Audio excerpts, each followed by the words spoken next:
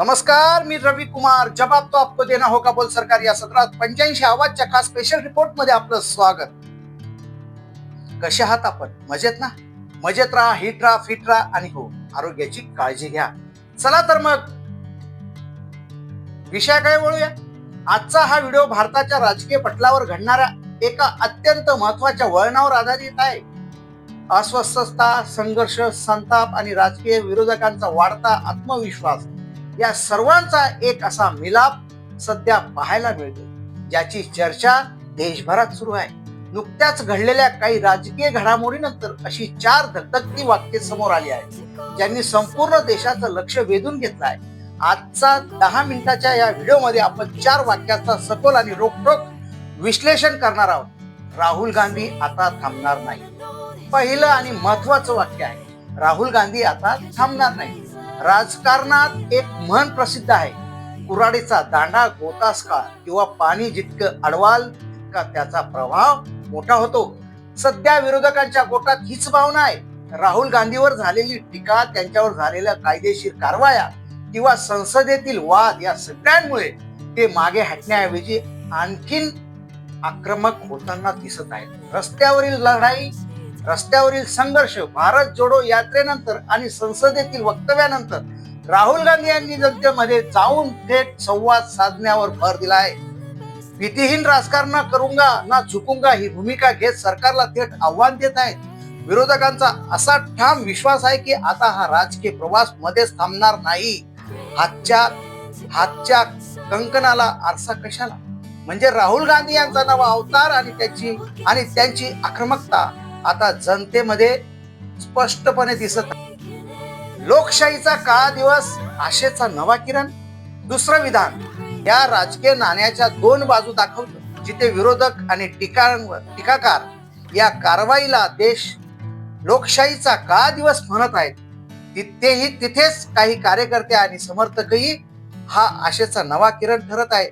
अति तिथे माती आणि रात्र जितकी काळी तितकी पहाट जवळ, या दोन्ही म्हणी या परिस्थितीला तंतोतंत लागू होतात. टीकाकारांचा दृष्टिकोन, विरोधकांचा असा आरोप आहे की केंद्रीय यंत्रणेचा वापर करून विरोधी आवाज दाबण्याचा प्रयत्न सरकार केला जात आहे. जर असंच सुरू राहिलं तर लोकशाहीचा गळा घोटला जाईल. म्हणूनच याला लोकशाहीचा काळा दिवस म्हटलं जात आहे. कार्यकर्त्यांचा दृष्टिकोन दुसरीकडे, या दबावामुळे राजकीय विरोधक एकत्र येत आहेत. कित्येक वर्षापासून विखुरलेला विरोधक आता एका छताखाली येतोय. कार्यकर्त्यांना वाटतंय की या संघर्षातून एका नव्या क्रांतीचा जन्म होईल, जो भविष्यासाठी आशेचा किरण आहे. ही अटक खूप महाग पडेल का? तिसरं आणि सर्वात गंभीर वाक्य म्हणजे एका मोठ्या नेत्याची झालेली अटक खूप महागात पडेल. मराठीत एक खूप सुंदर वाक्प्रचार आहे, उंटाच्या पाठीवरची शेवटची काडी किंवा हाताचा कंगन दाखवायला आरसा कशाला? जेव्हा राजकीय संघर्षाची मर्यादा ओलांडली जाते तेव्हा त्याचे परिणाम केवळ एका पक्षाला नाही तर संपूर्ण देशाला भोगावे लागतात. संसदेपासून तर थेट रस्त्यापर्यंतची आग. या कारवाईमुळे केवळ संसदेतच गदारोळ झाला नाही तर देशाच्या कानाकोपऱ्यात कार्यकर्ते रस्त्यावर उतरले आहेत. जनतेची सहानुभूती राजकारणात दुधाने तोंड भाजलं की ताकही फुंकून प्यावं लागतं, पण इथे राजकीय सहानुभूतीची लाट सत्ताधाऱ्यांच्या विरोधात जाण्याची शक्यता तज्ज्ञ वर्तवत आहेत. विरोधी नेत्याचा असा इशारा आहे की ही अटक विरोधी पक्षांना संपवण्यासाठी केली गेली असली तरी ती विरोधकांना अधिक मजबूत आणि एकसंघ करण्याचे काम करेल. म्हणजेच उलट काळजात पडण्यासारखी सत्ताधाऱ्यांची अवस्था होऊ शकते.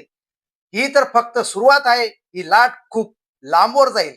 शेवटचं आणि सर्वात आशेदायी वाक्य, ही तर फक्त सुरुवात आहे, ही लाट खूप लांबवर जाईल. मराठीत म्हण आहे ना, थेंबे थेंबे तळे साचे, किंवा रामाची काठी आणि देवाची काठी वाजते पण आवाज होत नाही. हा लढा केवळ एका दिवसाचा किंवा एका आंदोलनापुरता मर्यादित नाही. आंदोलनाची नवी दिशा, हे आंदोलन आता केवळ राजकीय पक्षांपुरतं उरलेलं नसून सामान्य नागरिक, तरुण आणि विविध सामाजिक संस्था यामध्ये सहभागी होत आहेत. जबाबदारीची मागणी, सरकारला प्रश्न विचारणे, पारदर्शकता मागणे आणि उत्तरदायित्व निश्चित करणे या चळवळीचा मुख्य उद्देश बनला आहे. आयोजकांचं म्हणणं आहे की ही सुरू झालेली ठिणगी आता वणव्याचे रूप धारण करेल आणि याचा प्रभाव येणाऱ्या निवडणुकीच्या निकालावर स्पष्टपणे दिसेल.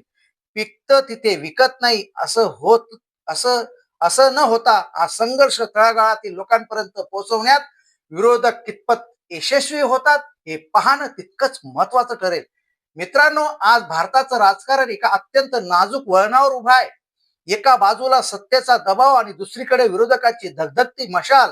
रस्त्यावरील आंदोलन तीव्र होत आहे, संसदेतील कामकाज ठप्प होत आहे आणि जनतेच्या मनात उत्तरदायित्वाची मागणी जोर धरत आहे. कावळ्याच्या शापाने गाय मरत नसते हे जरी खरं असलं तरी जनतेचा जनक्षोभ शांत करणे कोणत्याही सरकारसाठी सोपं नसतं. राहुल गांधींचा हा संघर्ष आणि विरोधकांची ही नवी एकजूट भारताच्या लोकशाहीला कोणत्या दिशेने घेऊन जाते हे येणारा काळच ठरेल. तुम्हाला काय वाटतं? ही राजकीय घडामोडी खरोखरच लोकशाहीसाठी एक नवा आशेचा किरण ठरतील का, की या संघर्षात देश आणि देश आणखी राजकीय अस्थिरतेकडे ढकलला जाईल? तुमची मते खालील कमेंट बॉक्स मध्ये नक्कीच लिहा. तुम्हाला काय वाटतं या बातमीबाबत? बातमीला कमेंट केल्याशिवाय राहू नका. चला तर मग रवी कुमारला द्या परवानगी. नमस्कार.